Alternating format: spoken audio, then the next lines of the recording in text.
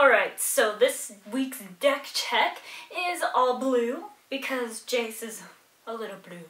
Well, he's not sad, but he is really excited to play this deck, even though it's not exactly the control deck he would normally play. I don't know if that's just because I'm bad at building control decks, or there's not a lot of control-ish cards in these decks. Probably a small combination of both, but I think you'll really like this deck, because I know I really do. And I really, really want to play some more with it, because it's a lot of fun. So, yes, this is my Jace deck. Because your opponent will be saying, oh dear, the whole time you're playing this, because it's awesome. Alright, so for our mana base, we have 18 islands, because I like islands. But I'm also included 4 copies of Darksteel Citadel, because this is awesome. It's an artifact land, it taps for colorless mana, and it's indestructible. So let me just say that again, indestructible artifact. That's very, very important for some of the other cards that you'll see later in this deck. It's an artifact, and it's indestructible, which makes it fantastic for some secret stuff down later. Alright, so for the creature base, we have 4 copies of a 0 costing card, because who doesn't like throwing something down for free? I like it a lot. So 4 copies of Ornithopter. It is a flying 0/2 creature, and it's an artifact. If you don't think there's a little theme going on here, keep watching, because there really is. So, I have 4 copies of Ornithopter. I also have 4 copies of Chief Engineer. Now, this is a 2-mana, 1/3 creature that, what it does, it gives all artifact spells that you plan on casting Convoke. Now, Convoke is where you can tap a creature you have on the playing field for any color, or the color of mana that they are. So, yeah, you can use this to put some big baddie creatures out really quickly with just some, little weenies you have hanging out on the field. It's awesome. It really is. So I have 4 copies of Chief Engineer. I also include 4 copies of Welkin Tern. It's a 2-mana, 2/1 flying creature, and it can only block other flying creatures. It's basically like a Vaporkin, but it's a bird. And, yeah. I have it in there because I felt I needed a more smaller mana curve, because this deck's a little more aggressive. If you haven't noticed, I like playing with aggressive decks, so yeah, when I build a deck, it's usually right around there. A little more aggressive. So I've got 4 copies of Welkin Tern. I also have 3 copies of Illusory Angel. Now, this is a 3-mana 4/4/4, but you can only cast it if you've played another spell this turn, which combos off fantastically with Ornithopter. You can still get this out on turn 3, when normally you'll have to wait, till like later, till you have extra mana to be able to play something else and your angel. Yeah, no, you can play a 0-cost Ornithopter, turn 3, this 4/4 big fly baddie, and it's pretty sweet. Yes. Yeah, I like it a lot. I also have only 3 copies of Paragon of Gathering Mist. I've only 3 because I wanted to include some other stuff in it. Yeah, so only 3 this way. So it's a, let me get this right, 4-mana 2/2. It gives all the other blue creatures +1/+1, which there's quite a few. Not all of them are blue creatures, but there's a couple of them. The Chief Engineer, which will be a 2/4, which will be awesome for blocking. The Welkin Tern, the Illusory Angel, and another one that I'm going to talk about next. So all of the blue creatures +1/+1.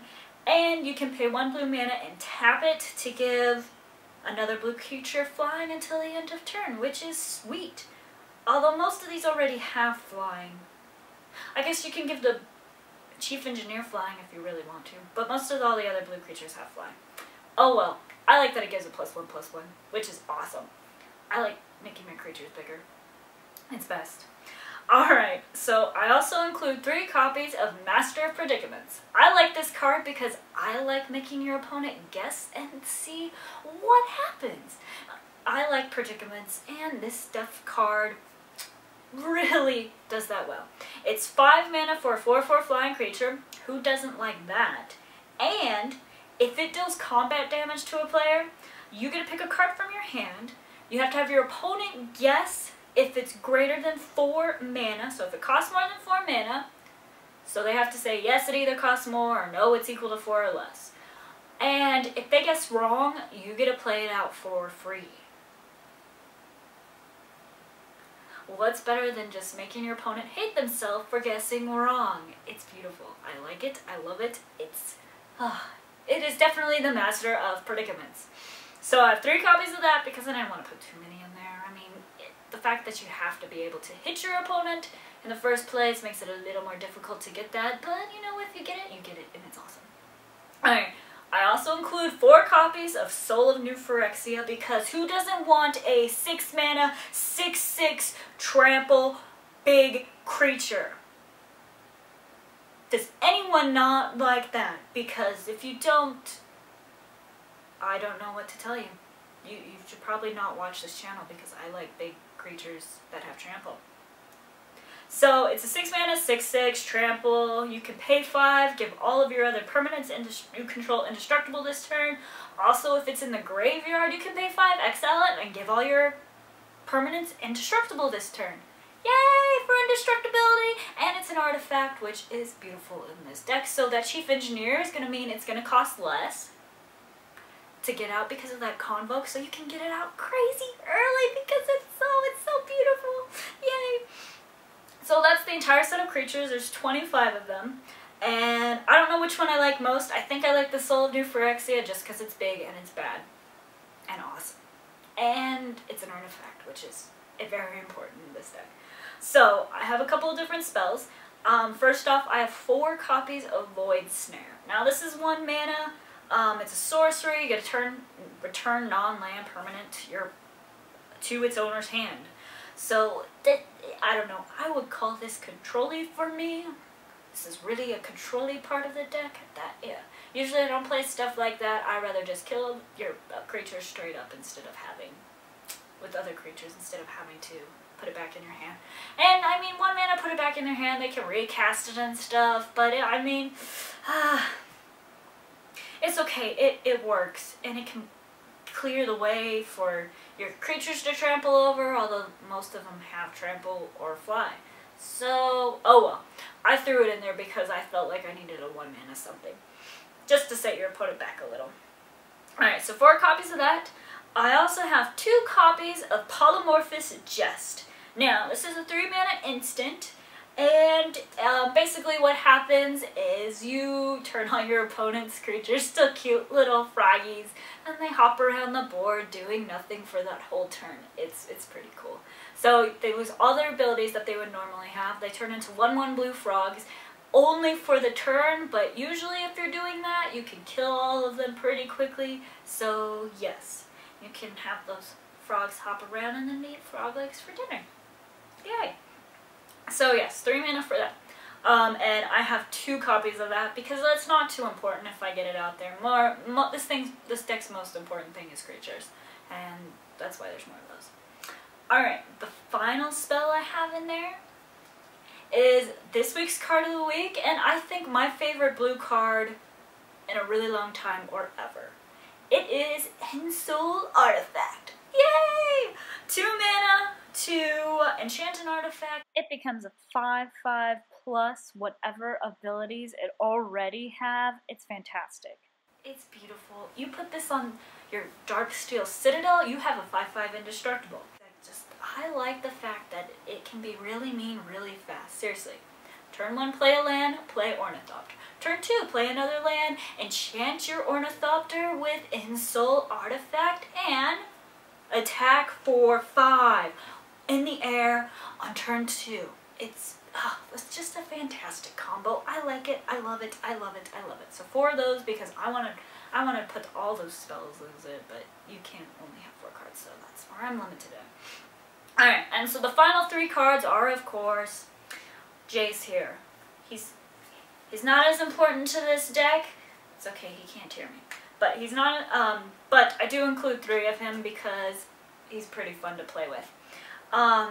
Jace the Living Guildpact, he costs 4 mana. He comes in with the loyalty of 5. His +1, you'll get a look at the top 2 cards, put 1 in the graveyard, so that's pretty sweet. You can get rid of things you don't need. If you're being overrun with land, throw those suckers in the graveyard. Yay. -3, you get to return a non-land permanent to its owner's hand, so if you have to, if your opponent has a big creature or something, get rid of it, put it back in their hand, no big deal.